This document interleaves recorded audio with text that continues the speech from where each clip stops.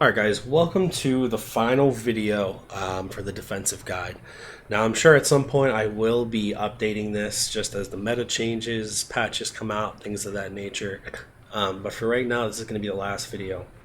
And we're going to be looking in this video at the 3-3-5 wide formation. Really good formation to blitz, stop the run, play decent coverage, disguise our coverage. It's just going to be a really well-balanced defensive formation, and it's one of my go-tos when somebody's doing a good job against the blitz and mixing in the pass and the run. It's just against more competent players, you can't always just blitz the living daylights out of them. So we'll use the 3-3-5 wide in order to attack those players, and especially when they run formations like trips, spread. This is good against 5 wide. I'm trying to think what else is super popular right now. The compression stuff, not so much. This is more like the spread out type of look. Our compression defense is going to be that nickel over G, like we showed in the previous video. This is going to be more of the spread stuff. So the one coaching adjustment you do want to make when you're using this is to go ahead and toggle your auto alignment to man. It's going to help us mask our coverage, okay? And I'm going to come out in cover 3 buzz, the first play, and we're going to go up against trips tight end, okay? Your first adjustment, always, as soon as you break the huddle and they start about to line up, is you have to press immediately. We want to give the illusion that we are in man coverage every single time. That's why we're in man alignment, okay? Your next adjustment, and I just blitz all my linebackers. You can manually blitz that outside linebacker if you want to, totally up to you. That guy has to be blitzing. Shift your D-line to the left. Now notice when we shift our D-line to the left, it brings in the outside backers just a little bit, which is perfect. And we're going to use her in this right A gap. You don't want to use her over here or right over the center because it affects the pressure. It's best if you're using over here, especially since we have to cover this right side of the field. Now, our opponent is running the typical sail type pass route combination. So our job at the snap of the ball, let's see if I can do this with a controller in each hand, is to run out there. And I didn't do it quite right. You have to stay closer to the line of scrimmage when you're scraping. So it's going to go ahead and blitz all linebackers, press, shift the D-line to the left, and we're going to stay right here. There we go, I switched control. So you kind of have to hover there for a split second, and then that'll come in. Alright. The reason that we run this man align is quite simply because we can run any coverage, and it all looks the same. So say I want to run Tampa 2. Tampa 2 now looks like this. So we're going to press. Alright, and in Tampa 2, we're going to shift over to this side, but instead we're going to blitz the corner off the edge here. And I like to shade underneath. Same thing, you run in, run down, boom.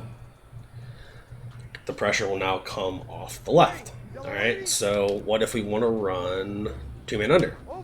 Well, we're already in good position to run 2-man under. We can go ahead and do that. If you run 2-man under, remember, we got to blitz the outside linebacker. You can put the safety on the tight end, which is what I typically would do, or I'll just put him into a zone. And I think I messed that up just a little bit, but we're mixing in coverage, which is the point. We're mixing up our coverages, I should say. Let's go ahead and do that again. And I wasn't in the right spot defensively. You got to be right here. And I didn't mean to get engaged right there. That guy was coming in anyways, but you have to be very careful of that to not get engaged. Remember, right in this gap.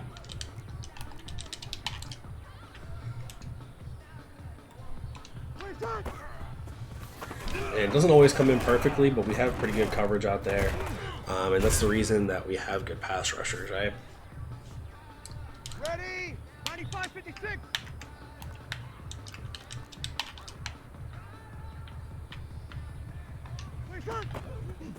There it is right there. And we're underneath that route just enough so that we can lurk that with the tall guy. It's not going to be perfect. Alright.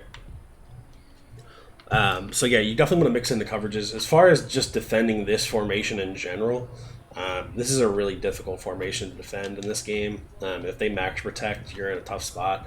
What you can also do, and I recommend having this guy as one of your better pass rushers because he's always going to be blitzing, is you can play a little bit of coverage here. What I recommend doing is crashing up from this position here. And if they get too trigger happy and try to snap throw it to the outside and you have that guy in coverage, then you have your best pass rusher one-on-one. And you can just kind of adjust from there. You can also blitz from the cover 3. You can blitz the corner.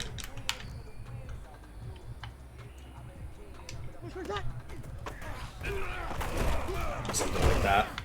And you can switch up which side you're blitzing off of. So we can mix up our coverages. We can mix up the side that the blitz is coming off of while all giving the same defensive look, and that's the whole idea. Your user is always going to be this guy, so make sure you sub in somebody that's good at usering. That's pretty much it. This defensive guide was based around showing people how to bring pressure instead of just playing the typical Madden 21 meta of coverage, man coverage, only rushing 3 type deal. If you want to run something different, go ahead and try this out. Let me know how it works for you.